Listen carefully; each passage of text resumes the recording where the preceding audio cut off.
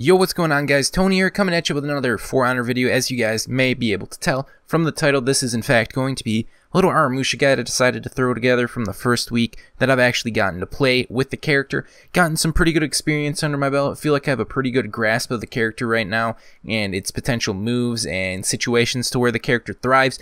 I normally used to do this for both characters for the DLC, but there's already a pretty good amount of good shaman guides out there, and they pretty much all, say the same things and stuff, all show off all the same stuff. And shaman is right now being played pretty much the same way by most people to be the most effective, using more of the like the jump heavies, the dodge heavies, as well as working on the headbutts and bite. That's kind of what the kit is revolving around right now. So you guys can check those ones out. A lot of good YouTubers made those already, so I hope those ones work for you. But we will be sticking with the Aramusha today because this is the character that I really do enjoy. We're going to show his moveset first, some combos that I like to use. I'm not going to go super in-depth into full combos because there is so much that you can do with the character because of the soft fan ability with the light attack chain.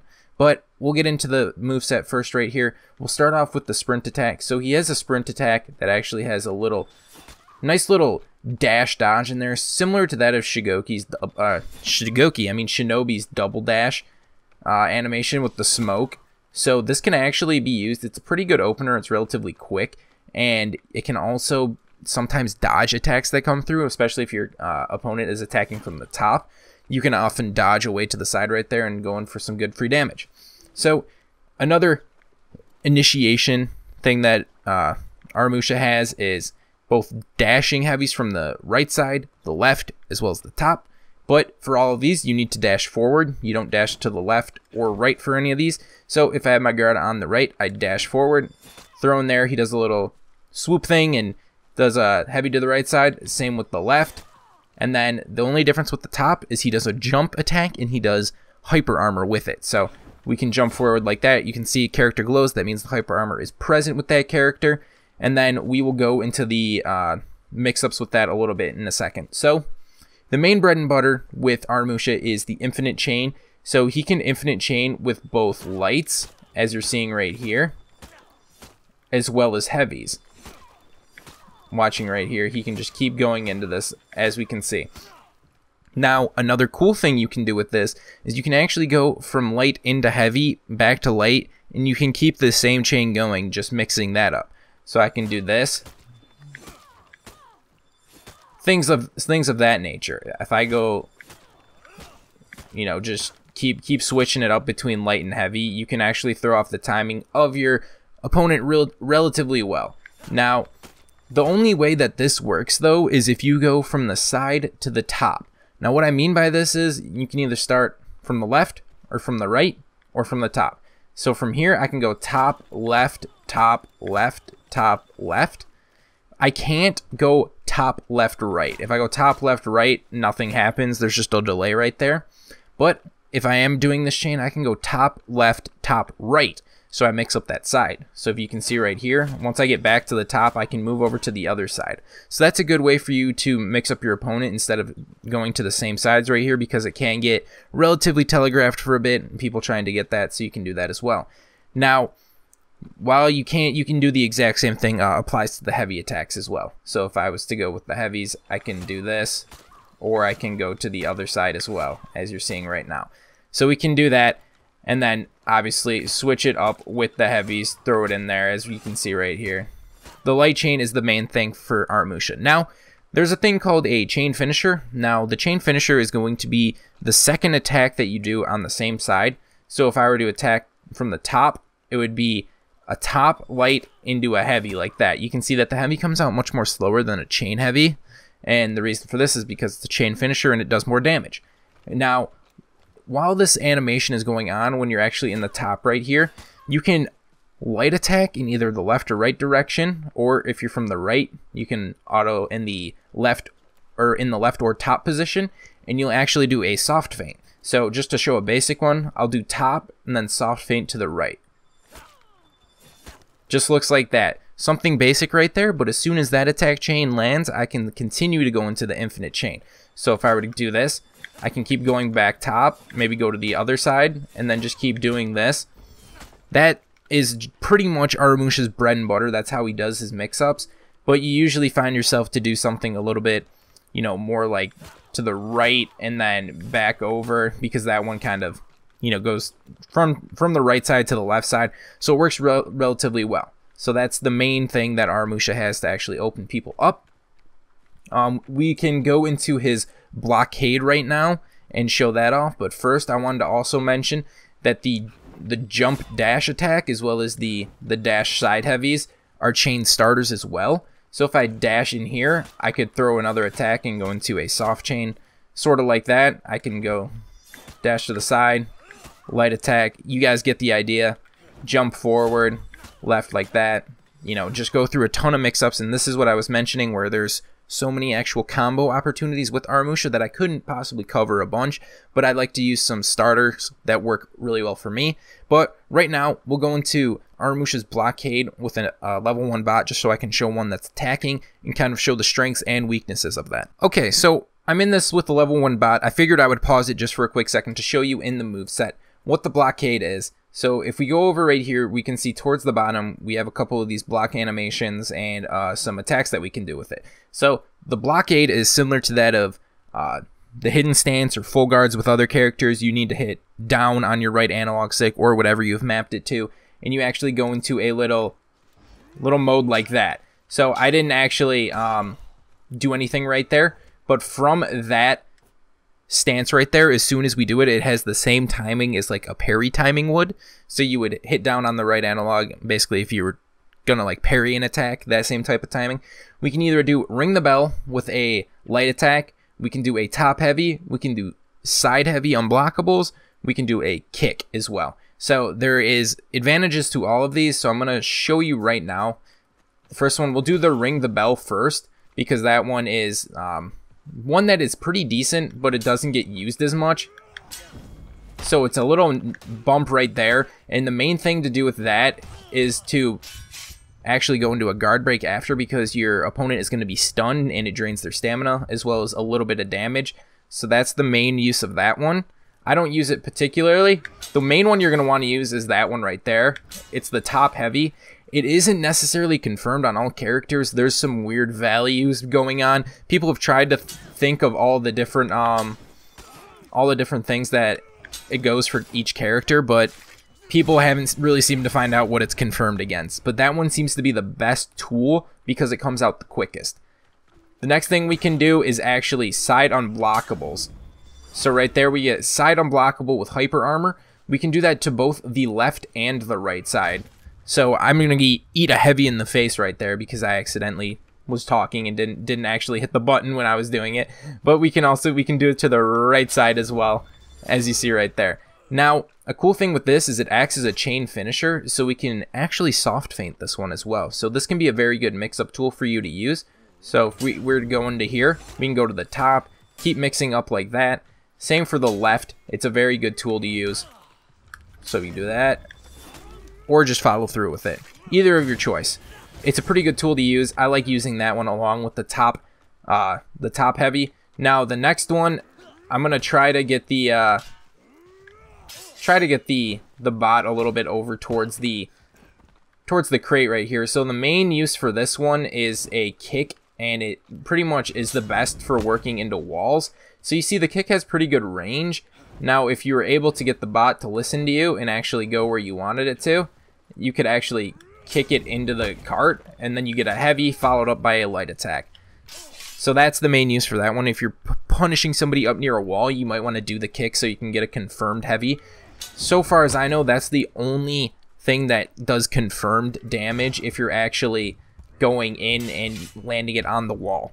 Nothing else is really confirmed. You have to do some mix-up potential as well with that. But the Blockade is an effective tool. Parrying will also work for you, and the parry punish is going to be pretty good for lights. For heavies, it's not that great. You often don't even get a GB because Aramusha's GB range is pretty bad. That's just an example because I knew I wouldn't actually hit it.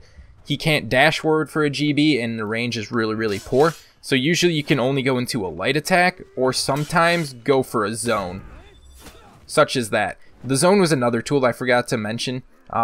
Probably his best move, especially if someone's got a turtle playstyle, you zone, and actually the first attack comes out really, really quick, and then the second attack is unblockable, and it does pretty significant damage, almost a bar and a half. So you can use that to bait out your opponents, let it fly through. It's a really, really effective tool to use against most people. As you can see right here, we'll fly through, kill the raider. Good tool to use. So parry punish for light attacks is going to be a little bit different. That's going to be a side heavy into a top light. I'm going to try to do it against the bot. That's basically what it looks like, even though that wasn't a light parry. I just wanted to show off the general idea what it is. So that's a pretty good punish for a light parry, but the heavy parries are not that great. You're probably better using the blockade on a heavy parry because you have more chance of getting a confirmed kick off the wall or top heavy or mixing up with the soft feint side unblockables. Alright everybody, now we're going to go into the out of stand punish for the Aramusha. Now, the throw out of stand punish is going to be, from what I've seen, at least what I like to do is a throw backwards into a whiffed light attack into same side heavy finisher. Just going to look just something like that. That heavy finisher is going to do pretty good damage. And for the out of stand parry is going to be the same thing right here. It's going to be two heavies instead though. Both of them are confirmed. So the out of stand parry punish is much better than the throw. But you will actually get pretty significant damage from the throw because the chain heavy finisher right there. So those are the main out of stand punishes that I've seen with Aramusha. I'm not 100% sure, but I'm 95% sure that those were the most optimal based on what other people in the community have been saying. So that's going to be getting you the most damage. As you can see right there, that heavy finisher is nothing to mess around with.